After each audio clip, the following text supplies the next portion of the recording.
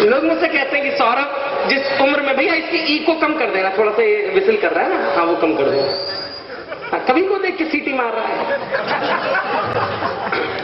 मुझसे कहते हैं कि सौरभ जिस उम्र में तुम हास्य की बातें अच्छी कर सकते थे, प्रेम की, प्यार की बातें अच्छी कर सकते थे, उस उम्र में तुम ये आक्रोश की बातें क्यों करने लगे, चीखने चिल्लाने की बातें क्यों करने लगे? ये शंख यार थोड़ा इसकी कम कर दो। मैं जानता हूं अब अच्छा कभी आया है, शंख बजना चाहिए लेकिन रेगुलर ना बजाओ। पंक्तियां पहुंचे, आप लोगों ने मुंबई कांड को बहुत नजदीकी से देखा होगा। टीवी चैनल ने हर बात आप तक पहुंचाई, देखा कि किस तरीके से हमारे अपनों के शव हमारी ड्योहड़ियों पर आ रहे थे और हमारे बड़े राजनेता अपनी राजनीतिक रोटियां सेकने उनके शवों पर जा रहे थे। मैंने देखा, अभी मनवीर ने भी उस बात का जिक्र आप तक पहुंचाया था, एक बड़े राजनेता एक हवलदार की मृत्यु पर गए। तो नमन करता हूं शहीद के पिता को, जिसने ये बात कहने की हिम्मत की कि जब तक मेरी ड्योहड़ी पर, मेरी टेहरी पर मेरे पुत्र का शव रखा हुआ है, मां भारती के बेटे का शव रखा हुआ है, मैं नहीं चाहता कि कोई भी राजनेता आकर के मेरी इस ड्योहड़ी को गंदा करे।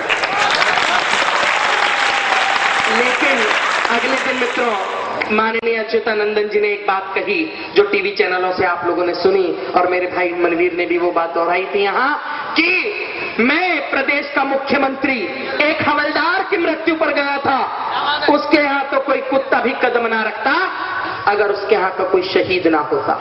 मित्रों, जब नेतृत्व इस प्रकार की भाषा बोलने लगे तब चार पंक्तियां उधार लेता हूं मेरे मित्र कुमार पंकज की क्रांति धारा मेरठ से। आप लोगों के रात में 2 बजे मैं देखना चाहता हूं कि कितनी चेतना शेष है। मैं वो 4 पंक्तियां आपके इस दरबार में पढ़ता हूं, इस सदन में पढ़ता हूं, और आप लोगों की जोरदार तालियां मुझे बताएंगी कि मुझे क्या और कितनी देर पढ़ना है। उसने कहा कि ये बात खोद लेना जहन की दीवारों पर, ये बात खोद लेना जहन की दीवारों पर, खुद गर्द सियासत की कम ज़र्फ़ मीनारों पर, बेशक रहे अंधेरा उनकी कब्र पे, लेकिन कुत्ते नहीं चढ़ेंगे शेरों की मज़ारों पर, कुत्ते नहीं चढ़ेंगे।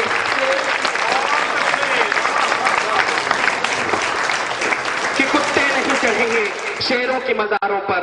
आप लोगों ने जो तालियां बजाई, ये 2 शव रखे हो क्या? मैं अच्छा जागे हुए, इन्हें उठा दो भैया, जब कभी सम्मेलन नहीं होता तो कहां सोते हो यार? हाँ बैठ जाओ, बैठ जाओ। नहीं ये उठेगा नहीं, इसके लिए तो 4 आदमियों की व्यवस्था करनी पड़ेगी। आइए जुड़िएगा, मैं पंक्तियां आप तक पहुंचाता हूं। अभी राम जी कहीं भी जाए ना, हमारे लिफाफे वहीं दबे हुए हैं। पंक्तियां आप तक पहुंचे, पुष्पेंद्र जी की उपस्थितियां होती हैं, उनको समर्पित करता हूं। ये जो सदन सजा हुआ है, ये छत्रसाल की नगरी में सजा हुआ है, वो संस्कार मैं देखना चाहता हूं पंक्तियां पढ़ के। ये पीछे प्रसाद बांट दिया। मैं पुष्पेंद्र जी बहुत नाराज हूं आपसे। तमाम कवियों को आपने मूंगफलियां दी, पॉपकॉर्न दिए, मुझे पानी की अकेली बोतल, और अब मैं काव्य पाठ करने आया तो पीछे मिठाई बट रही है। कोई बात नहीं, मैं जानता हूं जैनियों के साथ ऐसा हो जाता है। आइए पंक्तियां आप तक पढ़ता हूं। जितने लोग पीछे खड़े हुए हैं, मैंने ऐसे संस्कार नहीं देखे कि रात में 2 बजे हो, पूरा सदन खचाखच भरा हो, और रात के 2 बजे के बाद भी ऐसे श्रोता खड़े होकर के कविता सुनने वाले मुझे मिले। मैं ऐसे संस्कारों को नमन करते हुए पंक्तियां पढ़ता हूं। मंच का स्नेह आशीर्वाद चाहता हूं, आरंभ होता हूं। एक बार आपकी तालियों का झनकार मैं चाहता हूं मुझ तक भी आ जाए।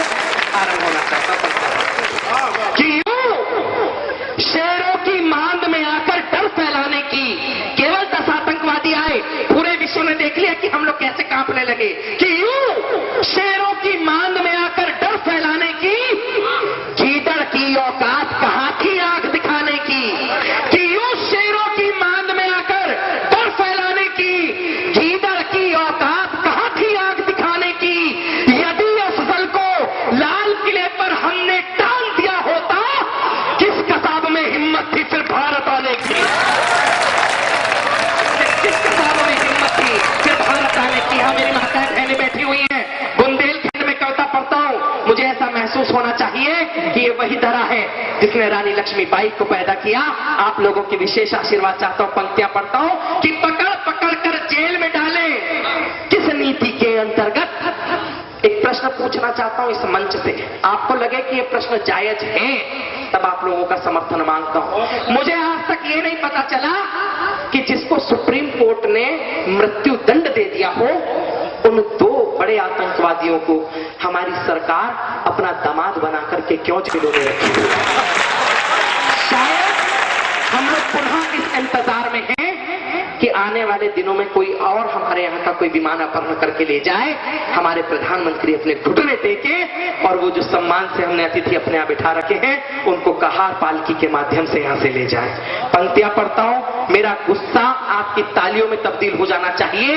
एक एक व्यक्ति की चेतना मांगता हूं, निवेदन करना चाहता हूं, पंक्तियां आप तक पहुंचे कि पकड़ पकड़ कर जेल में डाले किस नीति के अंतर्गत, पकड़ पकड़ कर जेल में डाले किस नीति के अंतर्गत, हत्यारों की फांसी डाले किस नीति के अंतर्गत, कि हत्यारों की फांसी डाले किस नीति के अंतर्गत, भारत मां का तन घायल है जिनके पहने दांतों से उन कुत्तों को घर में पाले किस नीति के अंतर्गत, उन कुत्तों को घर में पाले किस नीति के अंतर्गत, उन कुत्तों को घर में पाले किस नीति के अंतर्गत। पंक्तियां आप तक पहुंच जाए तक समर्थन मांगता हूं। ये वो देश है, प्रकाश भाई की उपस्थिति यहां होती है, बड़े ओज के कवि हैं, मैं अपना लेखन उनको समर्पित करता हूं, उनके चरण वंदना करते हुए आप तक बात पहुंचाता हूं। इस देश में चंद लोग खड़े हो जाते हैं मोमबत्ती लेकर और ये कहते हैं कि मानव अधिकारों के माध्यम से हम ये बात कह रहे हैं कि जो आतंकवादी हैं, ये जो अफजल है, ये जो कसाब है,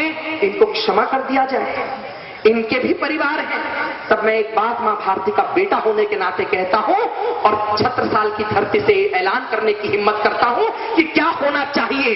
अगर आप लोग मानते हैं कि यह निर्णय होना चाहिए, तब सदन में जितने भी लोग बैठे हैं मैं उनकी हुंकार, उनका गुस्सा देखना चाहता हूं। पंक्तियां पढ़ता हूं कि सिंहासन की खातिर कुछ भी करने को तैयार है वो, सिंहासन की खातिर कुछ भी करने को तैयार है वो, सिंहासन की खातिर कुछ भी करने को तैयार है वो, जनता के अपराधी भी हैं, भारत के गद्दार है वो, कि जनता के अपराधी भी हैं, भारत के गद्दार है वो, मानव के अधिकारों में अफजल की क्षमा जो मांग रहे, मानव के अधिकारों में अफजल की क्षमा जो मांग रहे, अफजल और कसाब से पहले फांसी के हकदार है वो, अफजल और कसाब से पहले फांसी के हकदार है वो। और वो चार पंक्तियां पढ़ता हूं जिसके लिए जाना जाता हूं।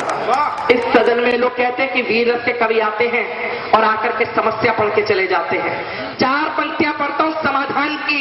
अगर यहां पर कुछ लोग ऐसे बैठे हों जिन्होंने अपने ऊपर किसी प्रकार की राजनीति के दुशाले ओढ़े रखे हों, तो मेरा मन है कि थोड़ी देर उतार देना।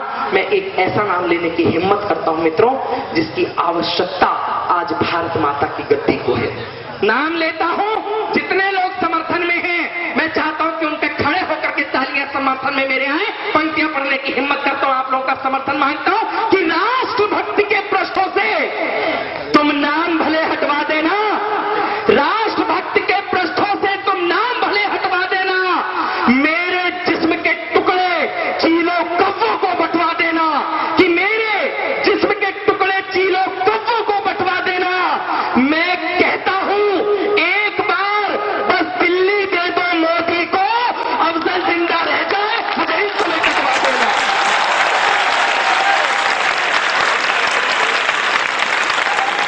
आप लोगों का अभी पीछे टिप्पणी आ रही थी कि मैं यहाँ पर बहुत बार आया हूं, कविता तो नहीं सुनी जाती। मैं जानता हूं कि 76 साल की धरती पर कविता कैसे सुनी जाती है। एक बार जितने लोग इस सदन में हैं, मैं चाहता हूं कि जोरदार तालियां मंच पर आए और बताएं कि कवि सम्मेलन कैसे सुना जाता है, कैसे चलता है। बहुत बहुत आभार आप लोगों का व्यक्त करता हूं।